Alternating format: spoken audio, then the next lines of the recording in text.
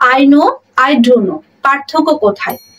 I know এটা একটা affirmative sentence, simple statement এখানে দেওয়া হচ্ছে যে আমি কিছু জানি।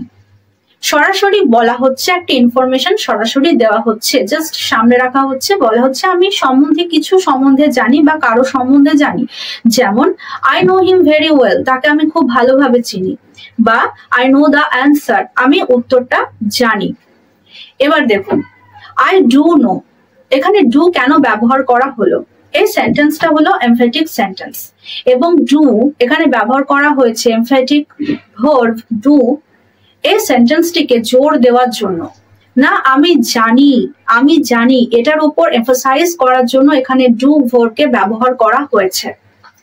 যেমন কেউ যদি জিজ্ঞাসা করে যে তুমি তাকে চেনো, আমার মনে হয় না তুমি তাকে চেনো, বা তুমি অ্যান্সারটা জানো, আমার মনে হয় তুমি অ্যান্সারটা জানো না, বা আমি বলছি আমার মনে হয় না তুমি অ্যান্সারটা জানো, তখন আমি জোর দিয়ে বলছি না তুমি যেটা ভাবছো সেটা ভুল, আমি তাকে চিনি, আমি অ্যান্সারটা জানি, তখন আমরা এই ডু ভার্বকে নিয়ে আসবো। অর্থাৎ এটা বোঝাচ্ছে যে এখানে অস্বীকার করার কোনো জায়গা নেই যে আমি এটা জানি বা আমি তাকে ভালোভাবে চিনি। I do know the answer, অর্থাৎ আমি অ্যান্সারটা জানি, তুমি যেটা বলছো আমি অ্যান্সারটা জানি না, এটা ভুল, আমি অ্যান্সারটা জানি। I do know him very well, তুমি যেটা ভাবছো আমি তাকে চিনি না, এটা ভুল, আমি তাকে ভালোভাবে চিনি। এই সেন্টেন্সটিকে জোর দেওয়ার জন্য এখানে ডু ভার্ব ব্যবহার করা হয়েছে।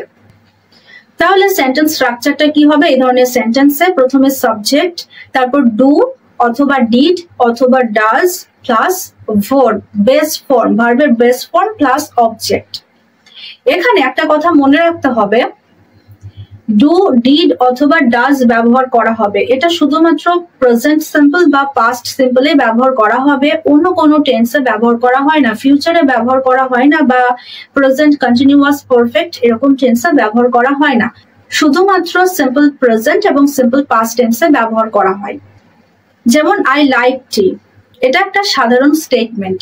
আই ডু লাইক টি অর্থাৎ আমি চা পছন্দ করি, এটা emphatic sentence. She sings well, statement. She does sing well, এখানে দেখুন লক্ষ্য করে does ব্যবহার করা হয়েছে কারণ she third person singular number, কিন্তু does এর পরে সব সময় ভার্বের বেস ফর্ম হবে। She does sing well. They helped us. They did help us. They did help us. I watched the movie. I did watch the movie. I love you. I do love you.